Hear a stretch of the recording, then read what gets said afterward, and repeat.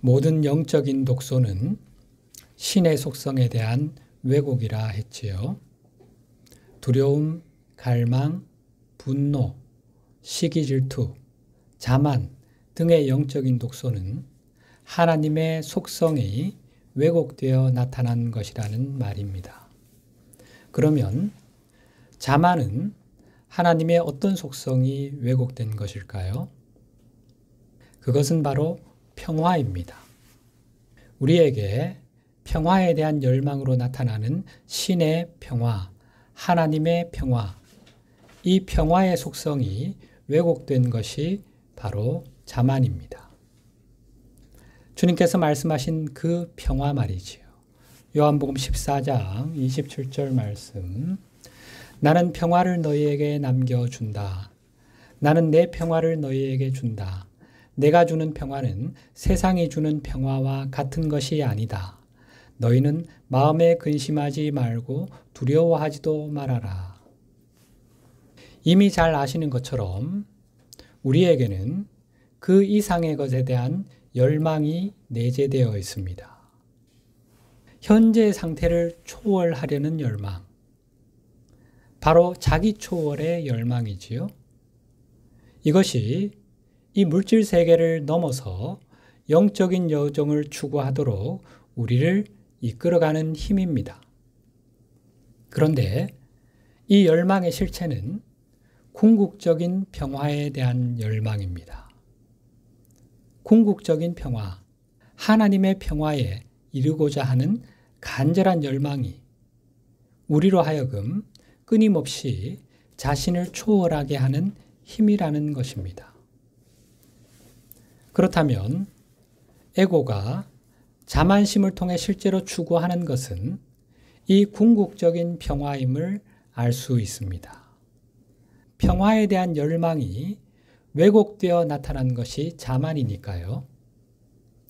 불안과 두려움을 밀어내고 궁극적인 평화의 상태에 도달하기 위해 에고가 고안해낸 도구가 바로 자만입니다. 에고는 이 물질 우주의 에너지, 즉 진동수 낮은 저급한 에너지를 사용해 영적 세계의 평화, 궁극적인 평화를 구축하려고 시도합니다. 에고는 끊임없이 변화하는 이 세상에서 이 세상 것을 사용해 이 세상 너머에 있는 영원한 평화를 만들어내려고 시도하고 있는 것입니다. 스스로를 어떤 우월한 지위로 들어 올려서 자신을 높여서 억지로 평화를 만들어내려고 하는 것입니다. 그러나 지난 시간에 살펴본 것처럼 에고의 우월감은 모든 것에 그 반대의 극성이 있는 이원성 의식에 기반을 두고 정의됩니다. 따라서 에고는 일시적인 평화의 감각을 구축할 수는 있지만 그것은 언제나 위협을 받게 되어 있습니다.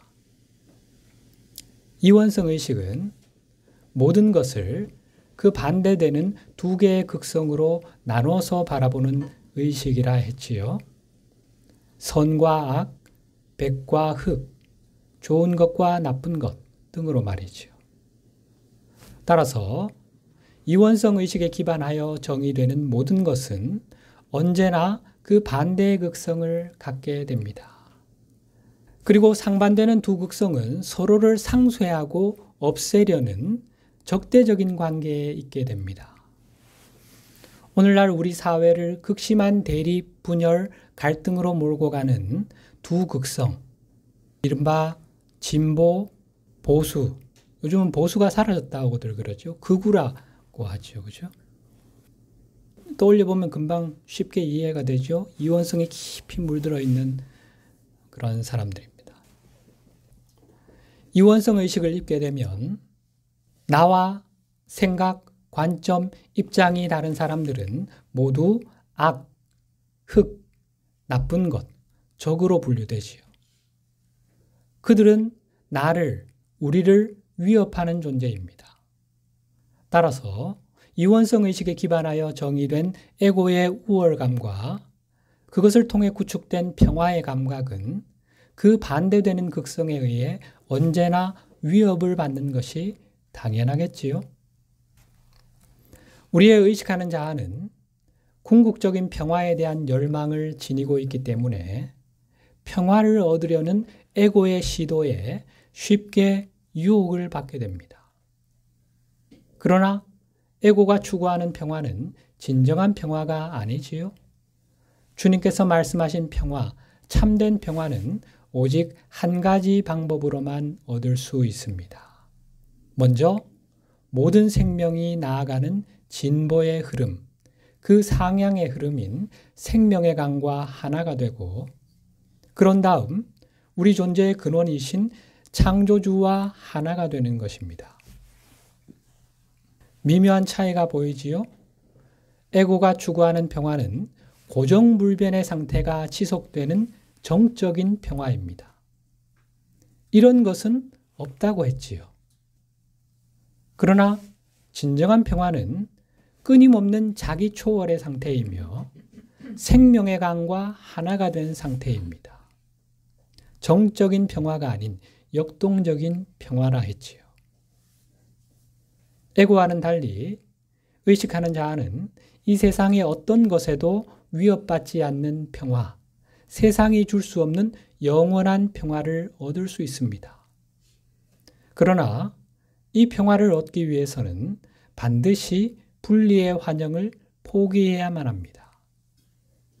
우리가 이 환영을 붙들고 있는 한, 이 세상의 것을 통해 평화를 추구하려는 에고의 두려움을 피할 수 없게 됩니다. 그것은 불평등의 바탕을 둔 우월성에 의해 만들어지는 불안정한 평화이기 때문입니다. 진정한 평화를 얻으려면 평등의 지혜를 생각해 볼 필요가 있습니다. 이 지혜를 진정으로 이해할 때 우리는 모든 것이 평등함을 깨닫게 됩니다. 모든 것이 하나님에게서 나왔고, 따라서 존재하는 모든 것이 변장한 신, 그 모습을 숨기고 있는 하나님임을 아는 것이 평등의 지혜입니다. 이 평등의 지혜를 깊이 이해하게 되면 우리는 고정불변의 궁극적인 상태를 추구하려는 갈망을 극복할 수 있습니다. 변하지 않는 형태의 궁극적인 상태 같은 것은 없음을 깨닫게 되기 때문입니다. 왜냐하면 창조주는 끊임없이 당신 자신을 초월해가는 존재이며, 따라서 창조주의 확장체, 곧 창조주와 하나인 우리 역시 그 창조주와 함께 초월의 여정을 영원히 지속하기 때문입니다. 이것이 모든 생명 흐름의 본래 상태이며, 이 자기 초월의 흐름인 생명의 강이 우리가 있어야 할 본래 자리입니다. 그러나 현재 우리 인류는 이 본래의 자리에서 이탈해 있는 상태지요. 그렇지만 우리는 언제든 길을 돌이켜 이 본래의 자리로 돌아갈 잠재력을 가지고 있습니다. 이것은 창조주께서 우리를 창조하실 때 우리 안에 심어 놓으신 것이기 때문에 결코 잃어버릴 수 없습니다. 우리에게 이 잠재력이 있다는 사실을 잠시 잊어버릴 수는 있어도 이 능력을 잃어버릴 수는 없다는 거죠. 따라서 우리의 본래 상태, 곧 있는 그대로의 우리가 바로 궁극적인 상태임을 깨달아야만 평화를 얻을 수 있습니다. 본래 우리가 있어야 할 그 자리로 돌아가기만 하면, 생명의 강에 합류하기만 하면 참된 평화를 얻게 된다는 거지요. 이것이야말로 그 이상이 되려는 우주적인 춤이기 때문입니다.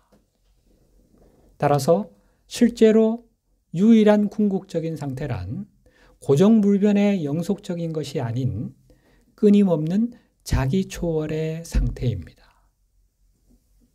하나님 나라가 가까이 왔다는 주님의 말씀을 깊이 묵상해 볼 필요가 있습니다. 오늘 본문 말씀, 이때부터 예수께서 비로소 전파하여 이르시되 회개하라 천국이 가까이 왔느니라 하시더라.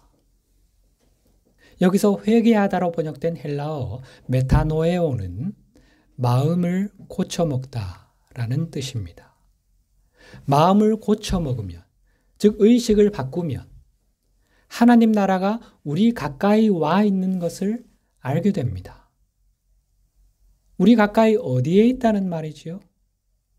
누가복음 17장 20절 바리새인들이 하나님의 나라가 어느 때에 임하나이까 묻거늘 예수께서 대답하여 이르시되 하나님의 나라는 볼 수 있게 임하는 것이 아니요 또 여기 있다 저기 있다고도 못하리니 하나님의 나라는 너희 안에 있느니라.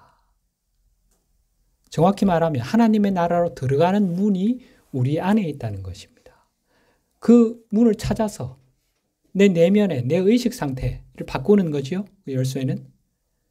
그렇게 의식 상태를 바꾸면 여기가 바로 하나님의 나라라는 걸 알게 되는 거죠.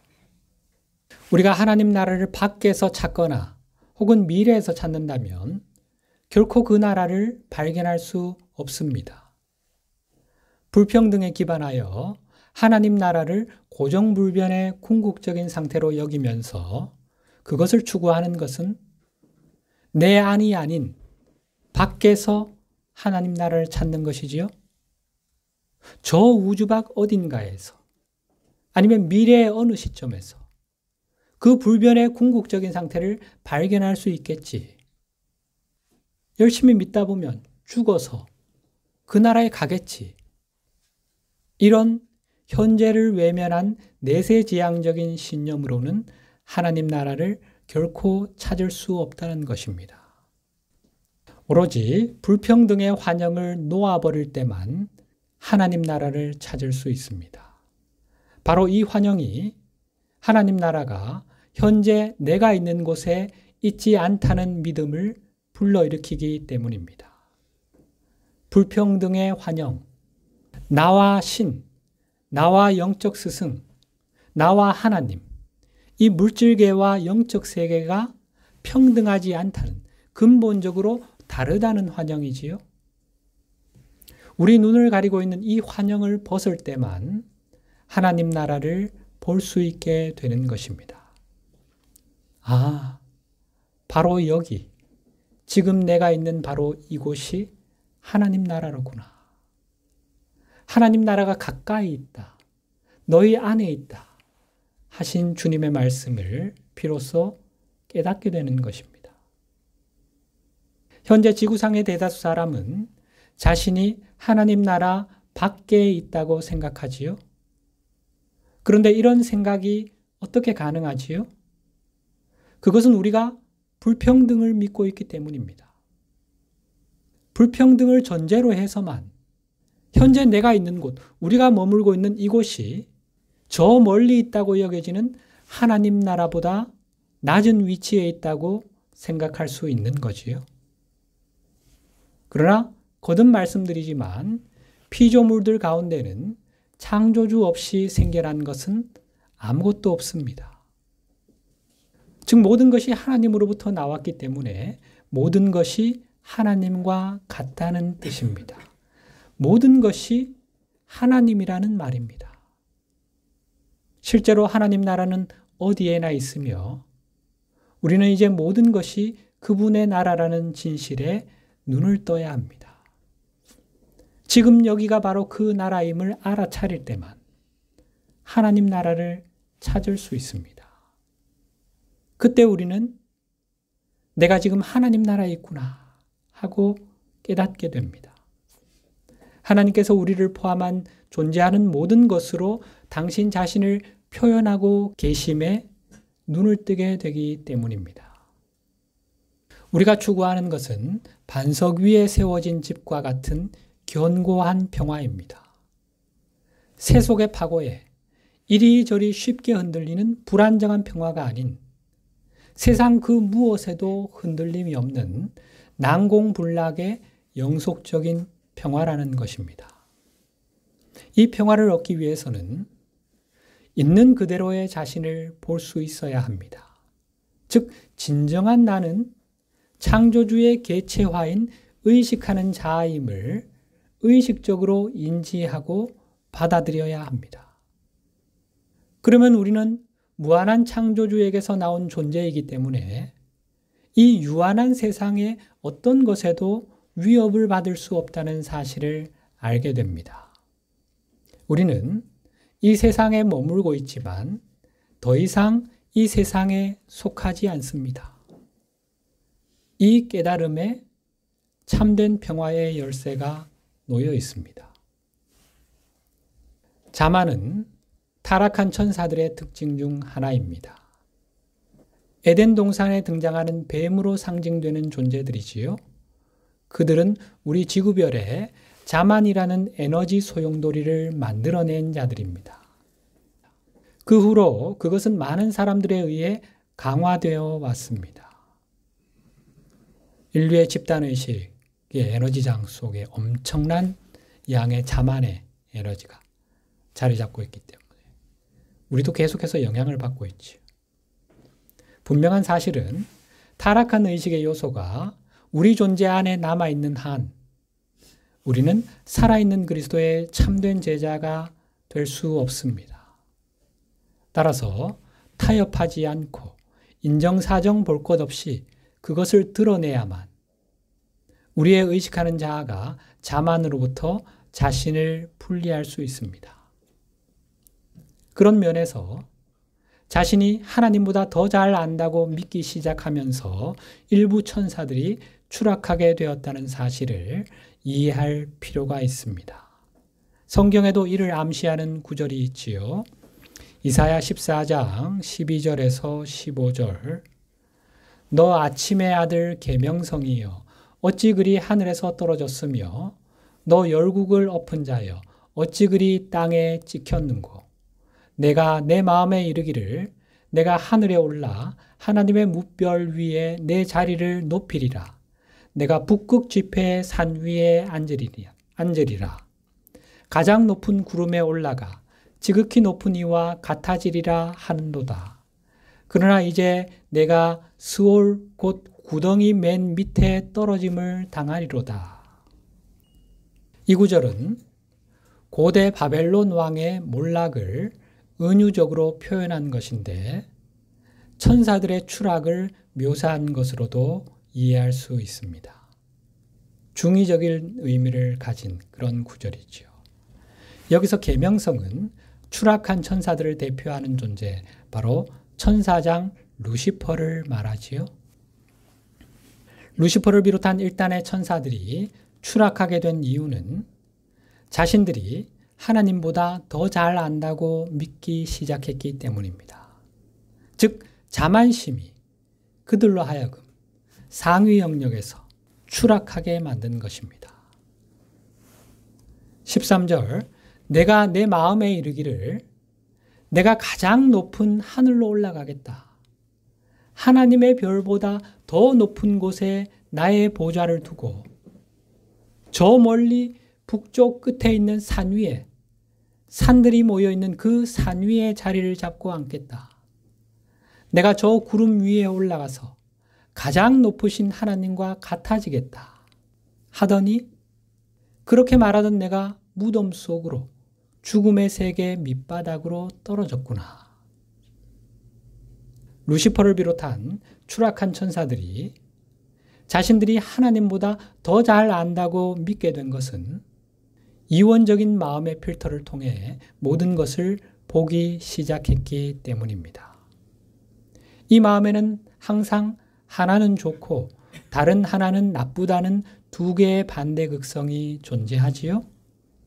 따라서 일단 이 세계관을 채택하게 되면 내가 속해 있는 곳, 내가 선택한 그것은 언제나 옳을 수밖에 없고 반대 극성에 속한 사람들은 모두 틀릴 수밖에 없다는 결론이 뒤따르게 되지요. 그 반대편이 하나님일지라도 말이지요. 루시퍼와 그를 따르는 천사들은 인간에게 자유의지를 부여하신 것은 하나님의 실수야. 하찮은 인간들에게 자유의지를 주셔서 마음대로 할 수 있게 하셨기 때문에 세상이 이 지경이 된 거야. 하나님이 틀렸어. 라고 주장했습니다. 이런 이원성 마음, 반그리스도 마음을 갖게 되면서 그들은 의식의 수준이 낮은 어둠의 행성으로 추락하게 되었고, 추락한 이후로 이들 중 일부는 자신이 옳고 하나님이 틀렸다는 것을 증명하기 위해 결코 성공할 수 없고 끝나지도 않을 이원성 투쟁 속으로 들어가게 됩니다. 많은 정치적, 과학적, 종교적 이론이나 철학 역시 신의 잘못을 증명하려는 욕망, 나아가 아예 신이 없음을 증명하려는 욕망에서 출발합니다. 우리는 이 미묘한 이원적 환영을 간파하고 드러낼 필요가 있습니다. 이해를 돕기 위한 예를 하나 들어보겠습니다. 자만심은 필연적으로 다른 사람들보다 우월하다는 느낌, 즉 우월 컴플렉스로 이어집니다. 그런데 그 반대인 열등 컴플렉스 또한 자만심에서 생겨난다는 사실 알고 계시지요? 왜 그럴까요? 자, 하나님은 당신의 확장체로, 즉 당신의 독특한 측면들의 확장체로 우리를 창조하셨지요. 따라서 우리 한 사람 한 사람은 저마다 하나님의 무수히 많은 속성 중 하나를 부여받은 특별하고 독보적인 개성을 지닌 존재들입니다. 비교 불가입니다. 따라서 우리는 다른 존재들에 비해 우월하지도 열등하지도 않습니다. 여기에는 비교의 여지가 없습니다. 우월하거나 열등하다는 가치 판단을 내릴 여지가 없는 것입니다.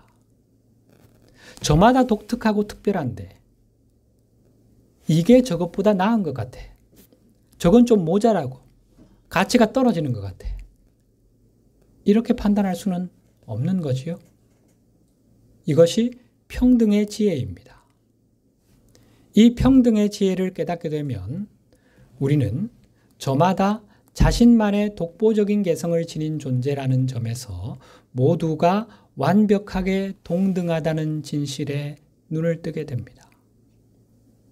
그러나 우리가 이원성 의식에 발을 들여놓게 되면 이 신의 실제를 볼 수 없게 됩니다.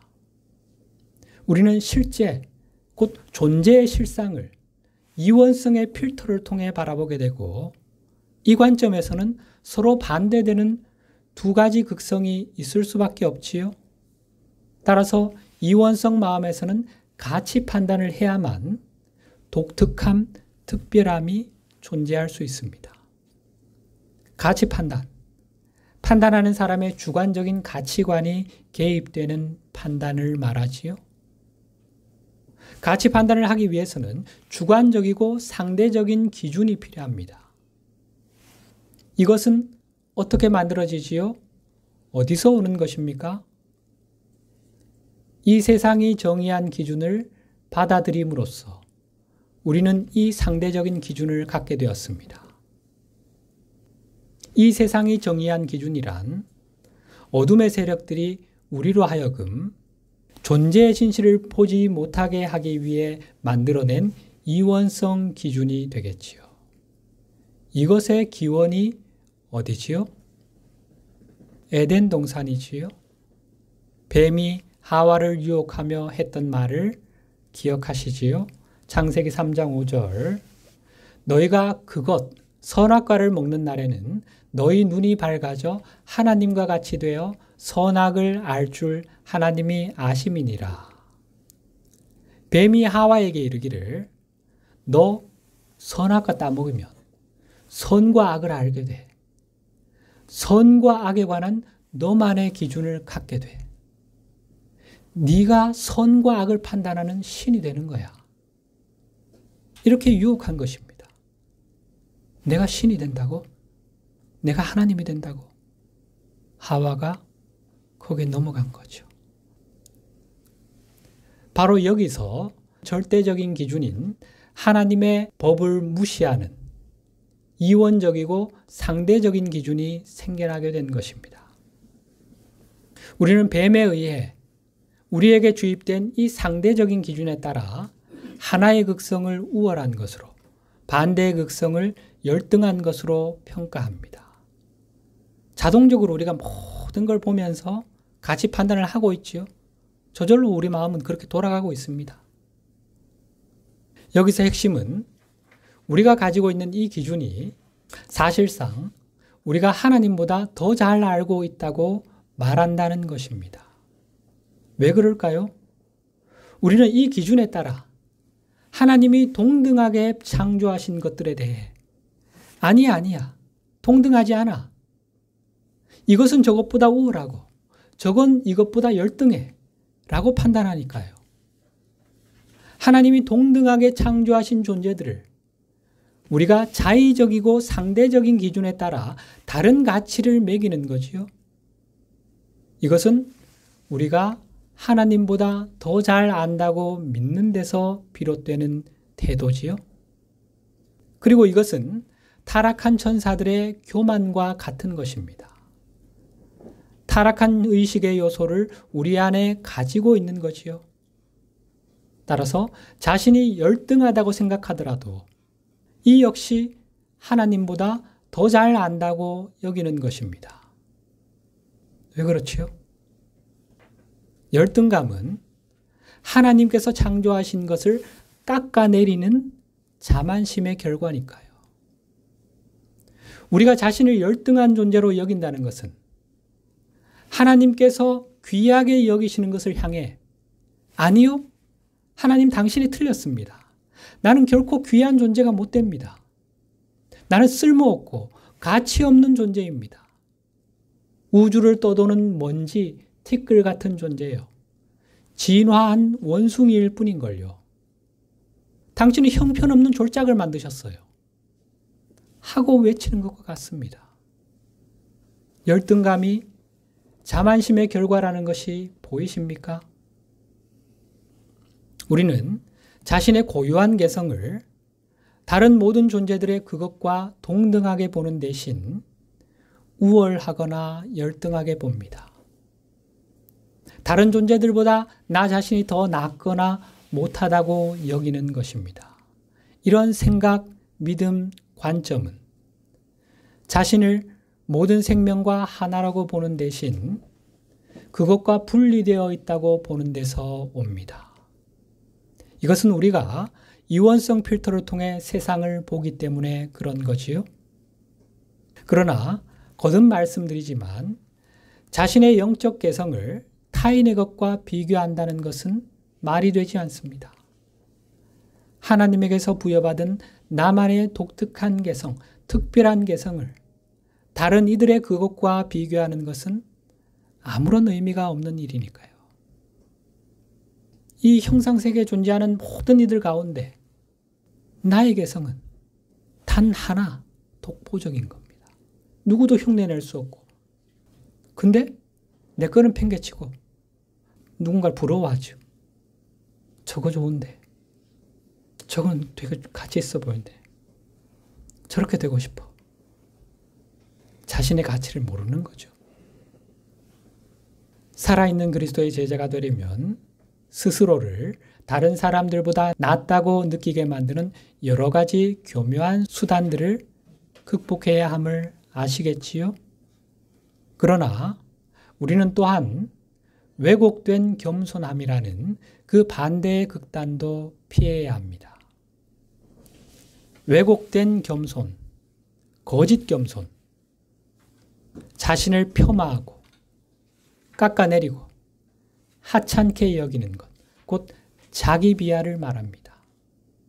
우리가 자신을 비하한다 하더라도 이러한 태도 역시 자만에서 비롯됨을 알아야 합니다. 하나님은 우리를 충분히 가치 있게 창조하셨는데 우리가 스스로를 가치 없는 존재로 판단한다면 그것은 하나님이 창조하신 것에 대해 하나님보다 내가 더 잘 안다고 말하는 것이니까요. 많은 종교인이나 영적인 사람들이 자만의 위험은 어느 정도 인식하고 있습니다. 그러나 그들은 자신을 보잘것없는 존재로 비하하고 가치 없다고 여기는 이 왜곡된 겸손을 추구하며 반대극단으로 나아갔습니다. 추고 마땅한 이 죄인을 불쌍히 여겨주시옵소서. 이 벌레만도 못한 추하고 더러운 죄인을 긍휼히 여겨주시옵소서. 이런 건 참된 겸손이 아닙니다. 이러한 태도 역시 자만임을 볼 수 있어야 합니다. 이것이야말로 하나님이 당신의 형상대로 창조하신 존귀한 것을 아무것도 아니라고 말하는 것이니까요. 자식이 부모 앞에 와서 이 바보 멍충이 더럽고 추한 인간 하며 자신을 비하한다고 생각해 보십시오. 부모 마음이 어떻겠습니까? 가슴이 찢어지죠. 하나님이 우리를 어떻게 창조하셨지요? 창세기 1장 27절 너무나 잘 아는 말씀. 하나님이 자기 형상, 곧 하나님의 형상대로 사람을 창조하시되 남자와 여자를 창조하시고 창조주 하나님은 신이신 당신의 형상대로 우리를 창조하셨습니다. 이런 우리를 바라보시며 하나님은 어떻게 느끼셨지요? 31절 하나님이 지으신 그 모든 것을 보시니 보시기에 심히 좋았더라. 하나님은 당신의 형상대로 창조된 우리를 바라보시며 매우 흡족해 하셨습니다. 현재도 마찬가지입니다. 우리가 이원성에 빠졌다고 하나님의 관점이 달라진 게 아닙니다. 안타까울 뿐이죠. 그래서 예수님을 비롯한 영적 스승님들, 하나님의 대리자들에게 하루속히 내 자식들, 내 자녀들을 깨워서 나의 나라로 데려오라. 그렇게 명하신 것입니다. 참으로 보기 좋구나 하신 거죠. 우리를 바라보시며. 이런 하나님의 자녀들, 창조주의 확장체들을 두고 누가 감히 가치 없다고 판단할 수 있습니까? 여러분 안에서 불쑥불쑥 올라오는 열등감, 에고의 목소리임을 알아차리셔야 됩니다. 여기서 우리는 우월감이 열등감 없이는 존재할 수 없다는 사실을 이해할 필요가 있습니다. 이 둘은 동전의 양면과 같습니다. 사실 우월감은 그 저변에 깔려있는 열등감을 감추기 위한 것입니다. 따라서 자만심이 강한 사람일수록 열등감이 더 깊다고 할 수 있습니다. 그들은 열등감을 감추기 위해 자만심을 필요로 합니다. 그러나 자만이 커질수록 균형을 잡기 위해 열등감 속으로 더 깊이 빠져들게 됩니다.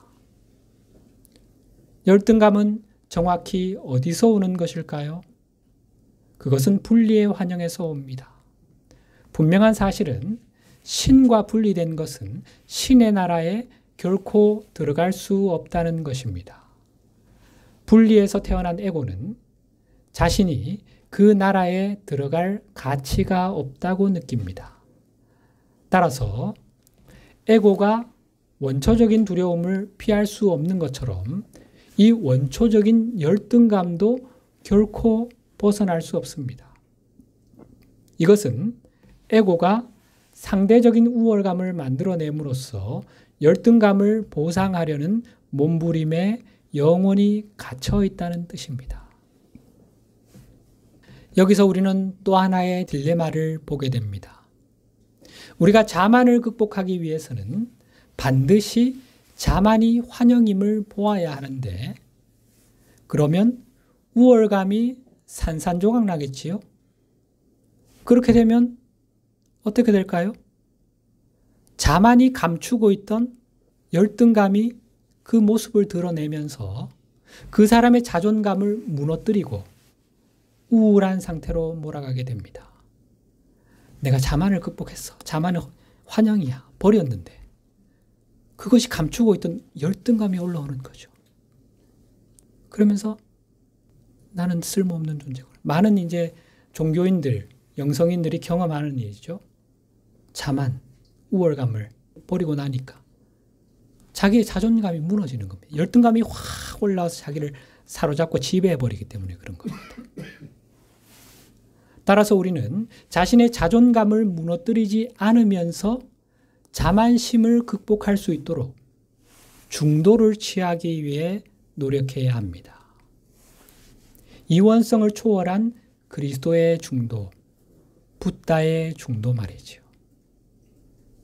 우리는 분리된 자아의 비현실적인 관점, 즉 분리된 자아가 우월하거나 열등하다는 두 가지 관점을 모두 한꺼번에 극복해야 합니다.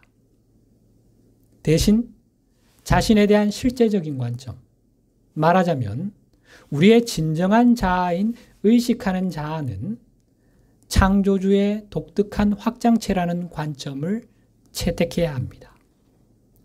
우리의 의식하는 자아가 신과 함께하는, 하나님과 함께하는 공동창조자라는 자신의 진정한 정체성을 의식적으로 받아들여야 합니다. 이것은 이 세상의 것에 근거한 현재의 자존감 대신 영적인 존재로서의 우리의 영적 개성에 근거한 새로운 자존감을 구축하는 것입니다.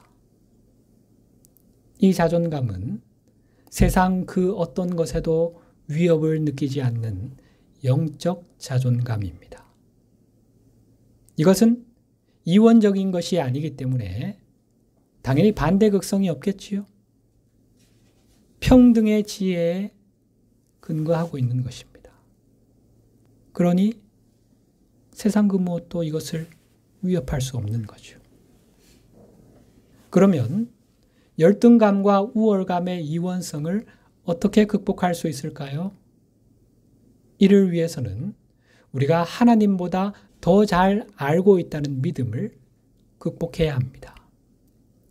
여러분 생각해 보셨습니까? 여러분 자신이 하나님보다 더 잘 알고 있다고 그렇게 믿고 있다고 그런 생각을 내가 가지고 있다. 느껴보셨습니까? 그게 없는데 왜 나를 열등하다고 또 우월하다고 생각할까요? 모든 사람에게 다 있습니다. 지구상의 거의 모든 사람에게. 우월감과 열등감 밑에 있는 그것을 일으키는 그 근원적인 그 뿌리가 바로 내가 하나님보다 더 잘 알아. 무의식 중에 또아리를 틀고 있는 이것을 이제 우리는 보고 놓아버려야 합니다. 그래야만 열등감과 우월감이 사라지게 됩니다. 이것은 정확히 에고의 믿음이지요. 열등감이나 우월감을 느낄 수 있는 것은 에고뿐이며 진정한 나에게는 이러한 느낌이 전혀 필요 없음을 알아야 합니다. 참나는 단지 이 세상에서 자신의 독특한 개성을 표현하는 일에 집중하기 때문에 어떤 세속적인 가치 판단에도 주의를 기울일 여지가 없습니다. 그런 것에 관심을 쏟을 여유가 없습니다. 따라서 자신을 다른 사람들과 비교하는 데서 오는 모든 걱정이 사라지고 우리는 진정한 나로 존재하는 것에 초점을 두게 됩니다. 더 이상 비교의 관념 사라지고 진정한 나를 찾고 그 나로 존재하는 것, 거기에 정신을 집중하게 됩니다.